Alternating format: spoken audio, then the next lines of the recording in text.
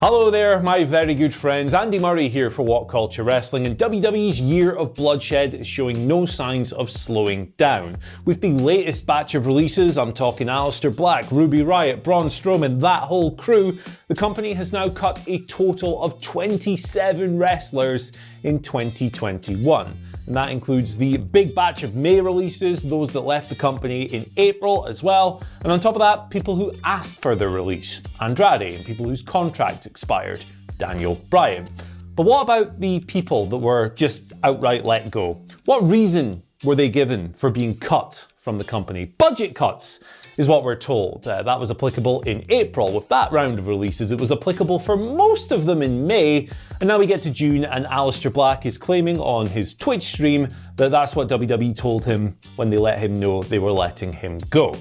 But what do we think of this budget cuts excuse, really? I mean, WWE are richer than God. They made more profit than ever before in 2020, and on top of that, they have several billion-dollar content rights fees on the table.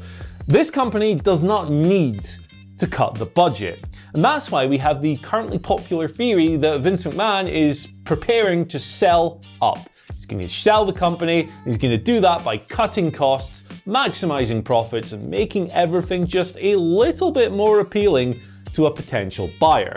Now today, I don't want to focus on that. I don't want to speculate on what may or may not be going on behind the closed office doors of Vince McMahon and Nick Khan. Instead, I want to talk about the one universal truth binding all of these wrestlers let go by WWE in 2021 together. And what is that one universal fact? Well, it's that none of these wrestlers, nobody that has left WWE this year, has ever been used to the fullest of their capabilities within the promotion.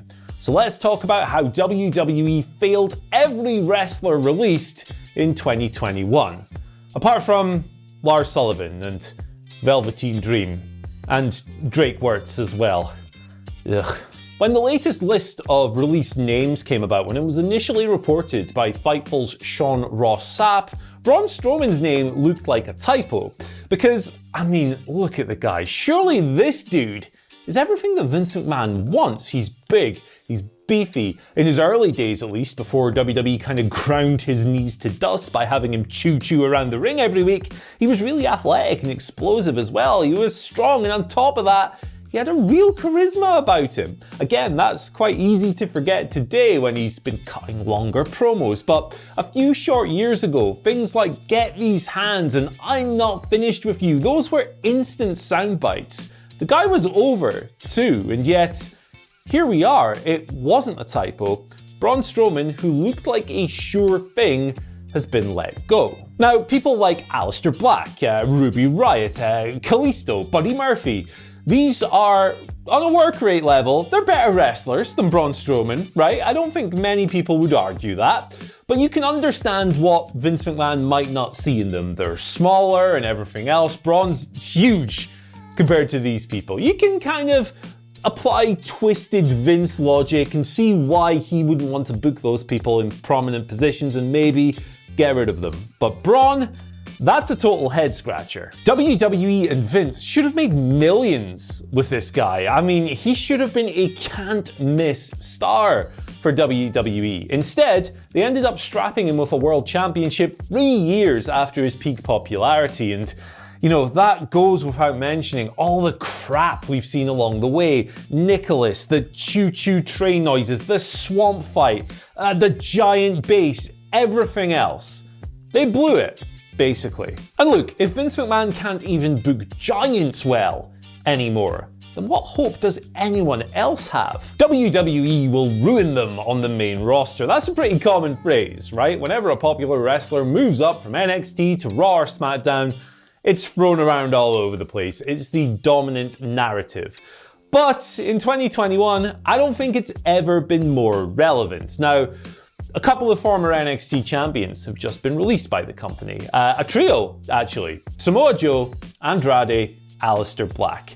None of these guys were as cool on the main roster or as effective or as over on the main roster as they were in NXT. From NXT, you had the perfect blueprint to make each of these guys megastars, and yet Aleister Black spent his time in a darkened room spitting rubbish about picking a fight for about a year straight, never moving upwards until the wheels came off completely. Andrade, well, he had Zelina Vega, perfect manager, someone who can do his talking for him.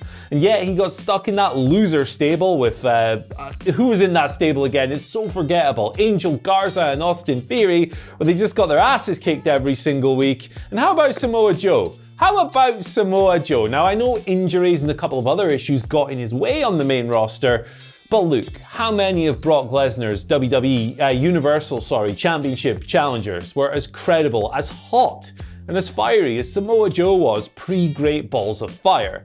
And yet he leaves WWE with only a couple of short US title reigns to his name on the main roster. And then you look at some other NXT names who have bounced out of WWE recently, right? Chelsea Green, Wesley Blake, Steve Cutler. These people never got a chance. You've got the Iconics and Tucker, who were enjoyable mid-card presences until for some reason, well, for no reason, WWE decided to split up their tag teams. And then you've got someone like Ezra Judge, who is massive. This guy looks like a god. And he didn't even make TV before he was cut. But the thing about this whole deal is that the failings of the WWE system, well, they're not applicable just to wrestlers like Aleister Black and Andrade who've come through NXT.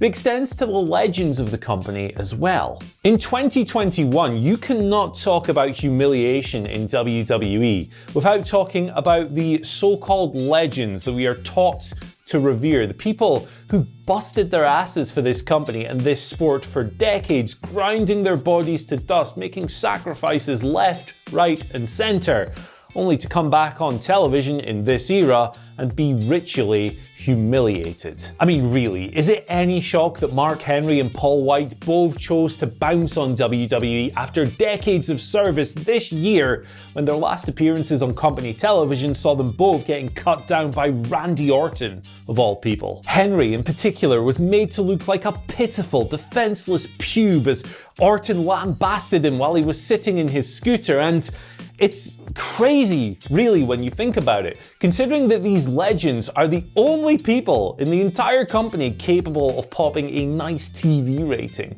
in 2021. If it wasn't for nostalgia shows like Legends Night, where would WWE even be? Big Show in total, according to Cage Match, worked a total of 874 televised and pay-per-view matches for WWE.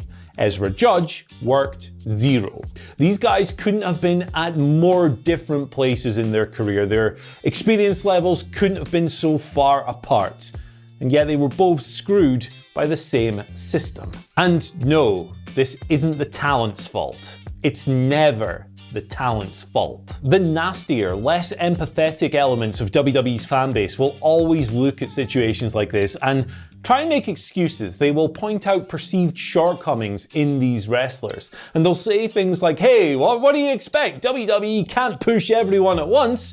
But the thing about that is that at one point in 2020, WWE had over 300 wrestlers on their roster. And never mind not pushing everyone at once, they're incapable of effectively pushing more than 1 or 2 at once across all of their brands. Even Roman Reigns, who personally I love and I'm sure you love as well, even he isn't driving TV numbers which are critical in the right direction. Now, maybe this wouldn't be the case. Maybe if WWE had just pulled the trigger on his tremendous heel run 5 years ago, everything would be fine and he would be a legitimate business-pushing star. But in 2021, man, we've had 5 years of Vince McMahon shoving him down our throats, I guess is the most popular way of describing him, with the most obnoxious, failed babyface push of all time, toxifying WWE's relationship with its audience to unsalvageable levels. Even Roman Reigns, he's been failed too. And as far as the perceived weaknesses of these wrestlers go, well, guess what? Every wrestler has weaknesses. Ric Flair had weaknesses, and I think he's the greatest wrestler. Mitsuharu Misawa, Kenta Kobashi. Who do you want to name as the greatest wrestler of all time? They had at least one weakness. And wrestling booking, effective wrestling booking, has always been about hiding those weaknesses and enhancing the strengths. But let's take a cross-section of the people that we're talking about, the people who've been let go by WWE in this company. Did they do that with Aleister Black, who they made sit in front of a camera lens like I'm doing now and rabbit on and on about picking a fight to no end? Did they do that with the Iconics, who were an engaging, fun, chemistry-packed mid-card act? Did they really do that with them when they split them up? Or how about Buddy Murphy, one of the most state-of-the-art wrestlers in the entire company? Were they really playing to that guy's strengths when they buddied him up in a weird, creepy romance with 19-year-old Aaliyah Mysterio? Really? The bottom line for me is this. Never listen to anyone who tells you that this is the talent's fault. Not in the cases I'm talking about today. These situations are too different. These individuals are so varied, so different in their skills, experience level, and everything else that it can't just be the talent's fault. It is, my friends, the fault of a broken system. And the rigidity of this system has been killing legitimate, potential money-drawing stars for decades now. It is so inflexible, and it hurts everyone who enters it. Never mind what you're good at, never mind what unique properties you have that people might latch onto. This is our way of doing things. I don't care if you're a triangular peg, you're gonna fit in this circular box. That's how it works, and that's why so many people fail in it. We can go all the way back to the early 90s. Lex Luger, instead of presenting him as, using the attributes that made him this captivating, exciting, one of the most exciting rookies in wrestling history when he first emerged in the late 80s, WWE decided that because he was big, yoked up, and blonde, that he was going to be the next Hulk Hogan. And now, all people really remember him for at a base level is failing in that role. How about Goldberg, whose success in WCW was built on him crushing people in electrifying squash matches? WWE decided, no pal, you've got to work longer matches that completely expose your weaknesses and don't allow you to highlight your strengths at all. How about a more recent example? How about Hideo Itami? This guy was a brutal, stiff, nasty headhunter as Kenta. He comes to WWE and he's a goober babyface who isn't allowed to use any of his best offense because of the WWE style. And just like the names I've just mentioned and countless more from WWE history, the WWE system has failed Paul White, Andrade, Aleister Black, Ruby Riott, Buddy Murphy, Samoa Joe. You can keep listing the cuts because it's applicable to all of them. And the thing about this system is that, yes, it didn't work for the people who I've just mentioned. But even when it does work for you, as it did for Braun Strowman in 2017, you're not safe. Cast your mind back 4 years if you can. Strowman was hotter than the surface of the sun. He was performing at a level way above his experience level in terms of in-ring and out of the ring as well. There was a presence, he was threatening, he looked like a force. He had that great feud with Roman Reigns, at which point he was commanding such crowd reactions that he had a real chance to become the guy. He had opened a window to become everything that Vince McMahon wants in a top star. Think about things like Get These Hands and I'm Not Finished With You Yet. Those things were over from the moment they left Braun's mouth. That, my friends, is a star. Braun Strowman, who is a ground-up developmental prospect who entered wrestling with no experience, became this huge potential star, a potential brand-leading giant for WWE in 2017. And look what happened to him. He'd become everything Vince McMahon could possibly want. The system had worked until they completely failed to capitalize on it. And now, in 2021, he too, the one guy I've spoken about today whom the system worked for, has been chewed up and spat out by it. And with Braun, as is the case with the Iconics and Ruby Riott and Daniel Bryan and Andrade and Aleister Black and Buddy Murphy and everyone else, it wasn't his fault. It never is. Anyway guys, that's it. That's my take on the recent swathe of WWE releases. As always, I want to know what you think, so let us know down in the comments section below, and may we keep our fingers crossed that no more releases are coming. You can also like, share, subscribe, and ring the bell for notifications. If you did that, that would be very nice indeed. Then you can hit us up on Twitter at WhatCultureWWE and myself at Andy H. Murray, where you can tell me how wrong I am. Bye.